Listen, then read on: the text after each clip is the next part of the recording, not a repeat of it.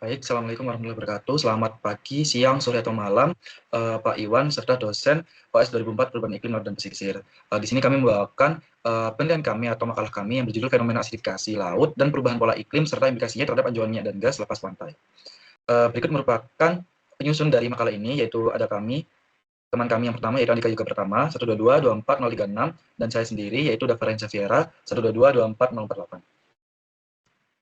Oke, baik. Di sini kami mengambil tempat untuk makalah kami ini di Gulf of Mexico. Gulf of Mexico ini sendiri terletak di dekat USA dan Meksiko dan Kuba, di mana merupakan sebuah cekungan semi tertutup atau sebuah teluk yang terdapat di pesisir USA tersebut. Nah, teluk ini memiliki luas yang cukup besar, yaitu 1,55 juta kilometer, yang terhubung langsung ke Samudra Atlantik. Nah, teluk ini sendiri itu menyumbang 15% dari produksi minyak mentah yang ada di US, dan juga merupakan tempat bagi ribuan platform offshore oil rig, yang juga sangat rentan terhadap badai tropis, umumnya pada periode Juni dan November. Nah, penelitian kami ini sendiri berfokus ke offshore oil rig atau tempat anjungan minyak lepas pantai, di mana ini merupakan sebuah anjungan minyak yang untuk mengekstraksi minyak yang ada di lautan. Nah, di Gulf of Mexico sendiri sangat banyak terdapat anjungan lepas pantai minyak lepas pantai. Oleh karena itu kami mengambil tempat tersebut. Nah, di Gulf of Mexico ini sendiri merupakan daerah yang sangat rentan terhadap badai tropis, di mana dari data yang kami ambil itu biasanya terjadi di akhir Agustus sampai dengan pertengahan bulan September, yang di mana rata-rata setiap tahun itu terjadi 14 siklon tropis di Gulf of Mexico. Siklon tropis yang terjadi itu sendiri memiliki kecepatan angin maksimum sekitar 209 sampai 251 km per jam. Dan juga di Gulf of Mexico terdapat juga arus laut yang merupakan utamanya adalah arus loop current yang mengalir dari Karibia ke Florida. Loop current ini juga memiliki kecepatan 0,8 meter per second. Dan ini merupakan kecepatan yang sangat kuat untuk ukuran samudra dan kedalaman sekitar 800 meter. Di Gulf of Mexico ini sendiri merupakan ada sebuah daerah yang dinamakan Tropical Depression Main, yang merupakan sistem badai yang sedang berkembang di Teluk Meksiko. Nah, di sistem ini sendiri 89% dari anjungan lepas pantai yang ada di Teluk of Mexico ini termasuk di dalam Tropical Depression Main ini. Oleh karena itu, resiko untuk terkena badai di offshore oil rig di Gulf of Mexico ini sendiri cukup besar. Nah, seperti yang saya sebutkan sebelumnya, di Gulf of Mexico ini rentan terjadinya siklon tropis. Nah, sebenarnya bagaimana proses terjadinya sebuah siklon tropis? Siklon tropis itu terjadi ketika udara hangat dan uap air yang terevaporasi dari lautan itu terangkat ke udara. Nah, setelahnya terbentuklah daerah di tekanan rendah yang menyebabkan terbentuknya gerakan angin yang berputar cepat.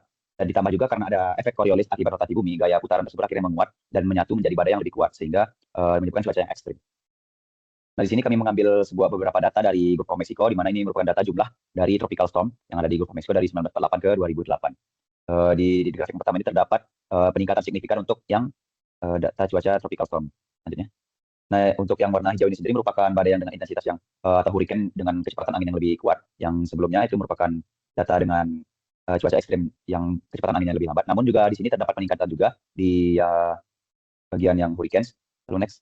Nah, kalau kita lihat dari data ini adalah merupakan major hurricanes atau badai yang sangat besar, di mana bisa dilihat memang masih jarang terjadi, bahkan ada yang di beberapa tahun itu tidak terjadi. Namun kita lihat pada tahun 2000 ke atas itu ada satu tahun yang di mana terdapat 3 badai besar, yang menunjukkan juga ada sebuahnya peningkatan dari jumlah intensitas badai yang ada di Gulf of Mexico.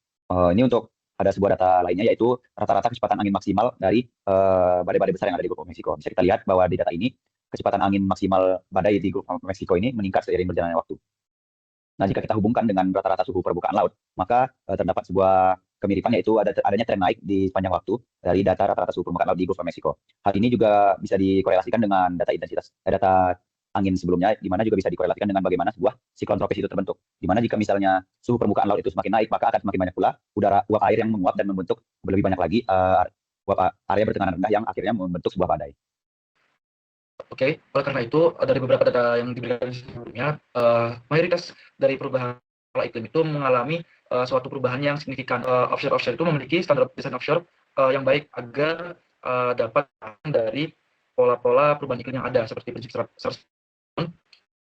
disebabkan atau dipengaruhi oleh beban angin, gelombang, dan arus yang diasumsikan terjadi rata-rata sekali setiap 100 tahun sebagai acuan platform kategori L1 atau A1. Kemudian bukti lapangan yang terjadi 5 seperti pada badai Katrina atau Rita pada tahun 2005 itu 3.000 platform terpapar badai Katrina atau Rita. Sebenarnya 113 platform itu benar-benar hancur total. Kemudian ada platform design, tadi sudah dijelaskan bertipe L1, itu dilihat kejelasan sumber lengkapnya di BMDEP Governor. Kemudian implikasi dan rekomendasi teknis. Nah, menerapkan API RP2A itu dapat membuat si platform oil and gas offshore itu dapat bertahan di beberapa perubahan pola iklim ke depannya. Perlu spesifik metocean, revisi hazard curves, dan peningkatan faktor keselamatan, dan program inspeksi berbasis risiko. Dari beberapa indikasi yang terjadi sebelumnya, pada kasus Katrina 2005, penanganannya itu bisa dilakukan evakuasi terhadap pekerja. Di badai Katrina sendiri itu 0 korban jiwa. Terus kemudian ada sistem shut-in otomatis untuk menghentikan operasi di offshore. Kemudian survei udara dan satelit untuk penilaian kerusakan platform utama seperti Shell Mars berhasil dipulihkan. Kemudian ada mitigasinya juga, yaitu menerapkan standar desain baru APR LP2A dan ISO 19902 yang dapat tahan 100 tahun ke depannya dari berbagai badai, dan peningkatan sistem peringatan dini, dan mewajibkan rencana kontingensi dan latihan evakuasi rutin. Next.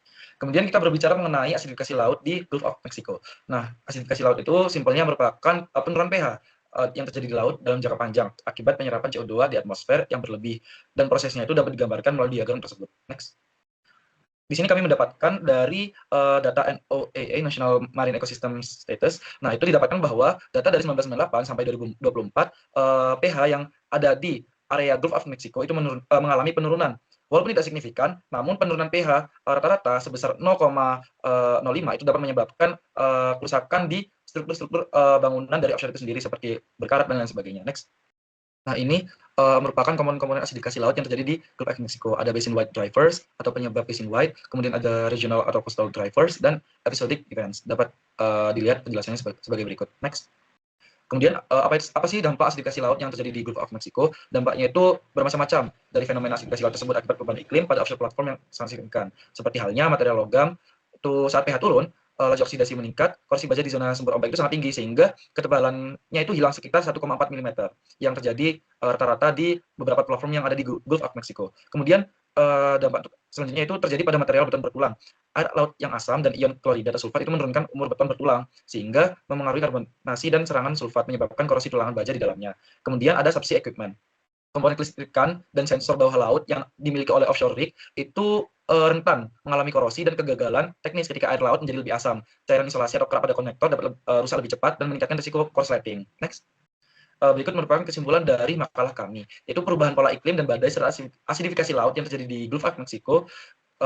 Tren penurunan pH permukaan itu ada meski sangat spasial atau seasonal atau bermusim gitu. Kemudian penyebab utamanya itu antara lain perubahan iklim, peningkatan CO2 di atmosfer, dan pemanasan laut, dan beberapa penyebab-penyebab seperti penyebab dive lokal, input sungai, dan eutrofikasi. Kemudian dampak teknis secara langsung pada offshore, seperti peningkatan korosivitas air laut yang menyebabkan percepatan korosi logam dan degradasi peralatan subsea equipment. Kemudian ada dampak pada beton, yaitu serangan sulfat, dekalisasi, dan paling dapat menurunkan pelindungan pada struktur tulang baja, dan dapat mempercepat kegagalan struktural. Next. Mungkin cukup sekian penjelasan mengenai makalah kami. Terima kasih.